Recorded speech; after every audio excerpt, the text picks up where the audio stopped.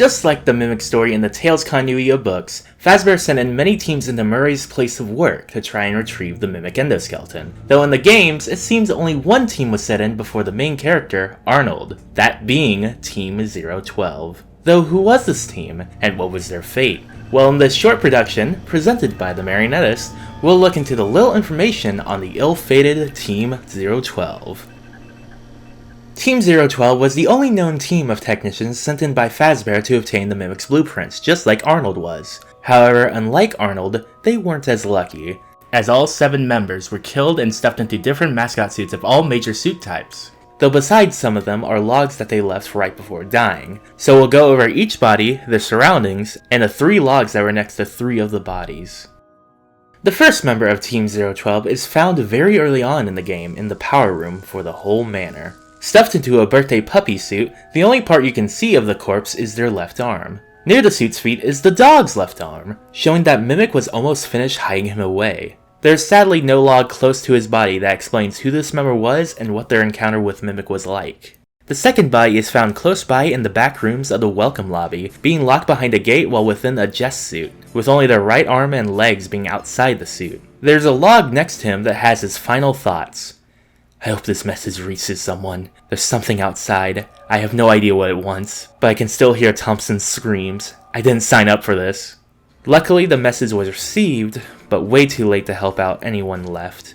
This is the only message that gives a name to one of the Team 012 members, being Thompson. It is unknown which member has this name, but it's likely either the birthday puppy technician or the next one. The third member is the second most brutal body seen in Secret of the Mimic, being seen dangling from the welcome show's ceiling. Hooked on one of the mascot hangers, the jest suit is once again used with the body's left arm and legs still free, fitting well with the previous member. They have a log near them in the high-up dark hallways right next to the manager's office. It reads, I stopped the show. I don't think there's another way in. I should be safe for now. A maniac in a costume is chasing me, like something out of a drive-in movie. No one's ever gonna believe me. Just one guy or a whole group of psychos? From this log, we know that the warning dispatch gave Arnold was information learned from Team 012's failure, since this member thought the Mimic was a group of insane killers hiding in mascot suits killing each member off. At least Dispatch got the memo beforehand about the killer Mimic, so at least some people believe this member's recounting. These next 2 members were found by CuppaTeaExe, who is currently creating a Minecraft map of MCM, good luck on that, and also CuppaTeaExe respectively. The first of the 2 is crushed underneath a shelf, while the other was crumpled up in a pile of mascot pieces. Since these members were the most hidden, they have the least amount of information on them, making both of their stories completely unknown.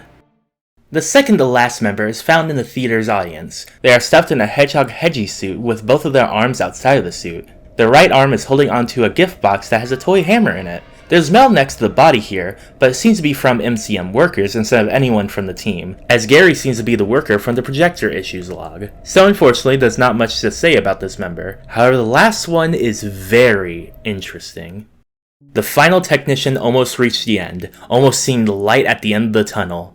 I'm almost there. I can see the last permission upgrade. I'm gonna get that Christmas bonus even if it kills me. Though sadly, this employee never got the Christmas bonus, as checking the locker near the executive code machine reveals the worker's body with a swing-bee head on his. Sadly, this employee wouldn't get his bonus. Maybe that bonus was the $25 gift card Dispatch keeps reminding Arnold of. He was so close.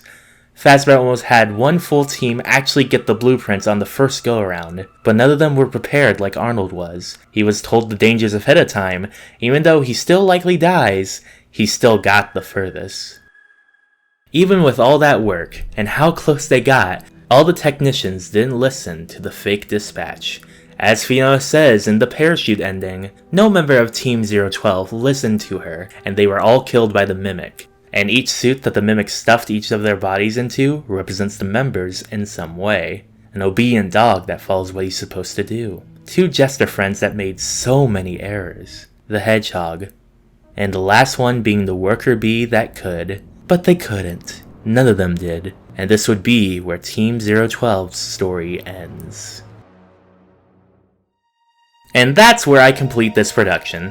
Thank you all for watching. I hope you enjoyed this much shorter video talking about a set of characters that have such a tragic end in the halls of MCM. I would like to thank A Lucky Situation for transcribing all the logs so I don't have to constantly check the game for them. As for me, remember to follow me on Twitter, Blue Sky, and join my Discord. I hope you all enjoyed the show, and I'll see you all in my next production.